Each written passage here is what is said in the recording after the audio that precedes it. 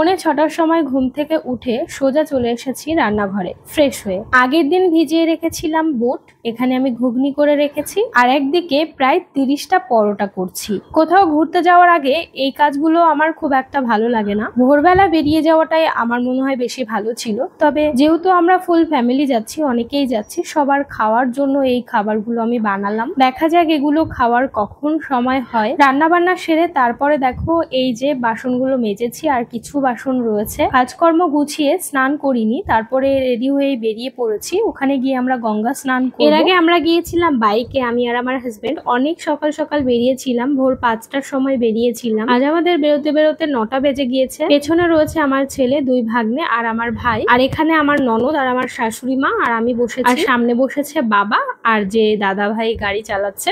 তো চলো মায়াপুরে যাওয়া যাক। ওখানে গিয়ে কি করি না করি তোমাদের সঙ্গে সবটাই শেয়ার করার চেষ্টা করব, তো সঙ্গে থাকো। প্রায় ৩ বছর আগে আমি ব্লগ শুরু করেছিলাম মায়াপুর দিয়ে। প্রথমে আমরা মায়াপুরে যাই, সেখান থেকেই আমার ব্লগ স্টার্ট করা।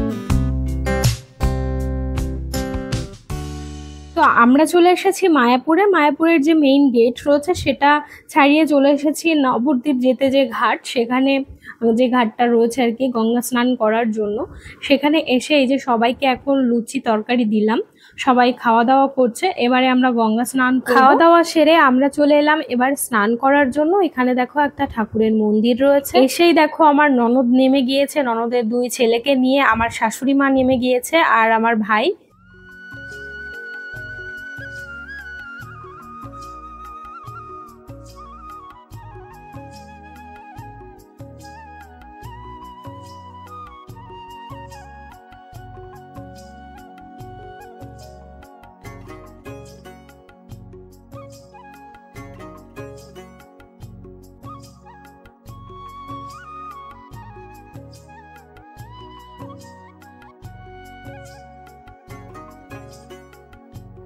অনেকদিন পর গঙ্গা স্নান করছি, সেই মনে হয় 2 বছর হয়ে গেছে। 2 বছর আগে আমি এখান থেকেই গঙ্গা স্নান করেছিলাম মায়াপুরে এসে। বলতে গেলে যতবার আমি গঙ্গা স্নান করেছি মায়াপুরে এসেই করা হয়েছে। নবদ্বীপে গিয়েছি, তবে নবদ্বীপ থেকে আমার স্নান করা হয়নি। তবে তোমরা কোথা থেকে গঙ্গা স্নান করেছো, কে কে এখানে এসেছো অবশ্যই কমেন্টে জানিও। মায়াপুরে আমি অনেকবার এসেছি, যতই আসি না কেন বারবার আসতে ইচ্ছা হয়। খুব ভালো জায়গা। কে কে এসেছে অবশ্যই কমেন্ট করো, আর যারা যারা আসোনি অবশ্যই একবার হলেও মায়াপুরে ঘুরে যেও। তো এখানে কুষাণ একটু ভয় পাচ্ছিল, তারপরে ওকে বারবার বুঝিয়ে সুঝিয়ে নিয়ে একটা ডুব দিয়েছি। কিছুতেই ডুব দিতে চাইছিল না, তারপরে ওর নাক বন্ধ করে একটা ডুব দিয়েছি ওকে নিয়ে। ওকে একটা ডুব দিয়ে আমি তুলে দিয়েছিলাম আর কি গঙ্গার পাড়ের ওপরে। আর তারপরে আমি যে কতগুলো ডুব দিয়েছি তার আর কি গুনিনি, প্রচুর ডুব দিয়েছি। অনেকটা সময় ধরে আমরা গঙ্গায় স্নান করেছি।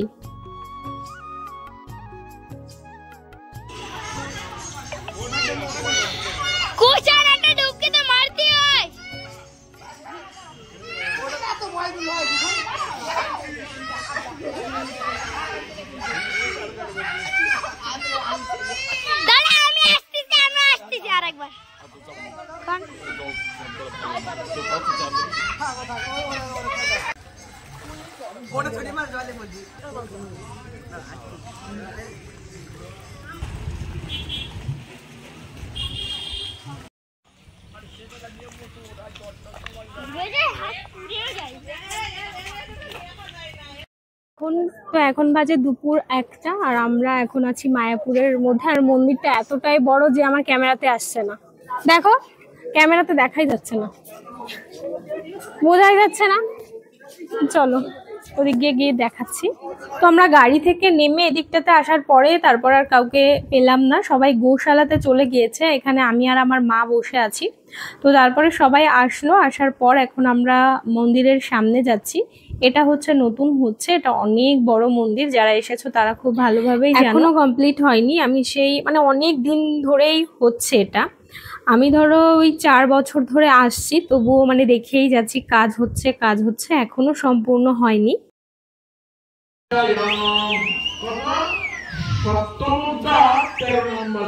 কিছুটা সময় ঘোরার পর আমরা দুপুরের লাঞ্চ করার জন্য এখানে বসেছি। আগে এসেও আমি এখানে খেয়েছি, গদা ভবনেও একবার খেয়েছি, বাট এই ভবনটার নামে এখন আমার মনে পড়ছে না, যেহেতু আমি বাড়ি আসার পর ভয়েস ওভার করছি। তো সবার প্রথমে দিয়েছিল আমাদের খিচুড়ি, এখন আসছে ভাত, ভাতের সঙ্গে ছিল ডাল আর একটা সবজি, সব রকম সবজি মিশিয়ে একটা ঘ্যাট মতন করে দিয়েছিল, আর ছিল আমের আচার। আগে খেয়েছিলাম, খুব ভালো লেগেছিল, সেই তুলনায় আজকের খাবারটা অতটাও ভালো লাগেনি। খাওয়া শেষ হলো, এবারে দেখো আমি হাত ধুতে চলে এসেছি। কুষাণ আর বাবা যায়নি, আমার ছেলে আর আমার শ্বশুর মশাই বাইরেই বসেছিল, তাছাড়া সবাই আমরা ভিতরে গিয়ে খেয়েছি।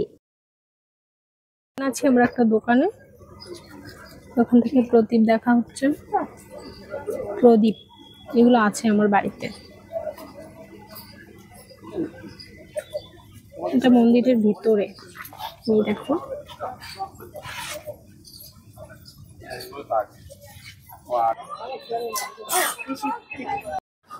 তো এখন বাজে 4:30। আমরা এতটা সময় এই মন্দিরের মধ্যে ছিলাম, যে জন্য তোমাদের সঙ্গে ভিডিও শেয়ার করতে পারিনি।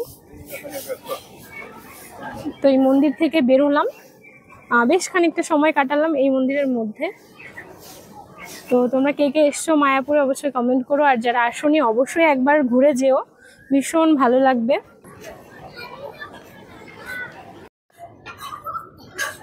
তো আমরা এই যে এখন ফুচকা খাবো। এখন বাজে 6:44, আমরা এখন যাচ্ছি বাড়ি। সারাদিনটা মায়াপুরে আমরা এভাবেই কাটিয়েছি সবাই মিলে।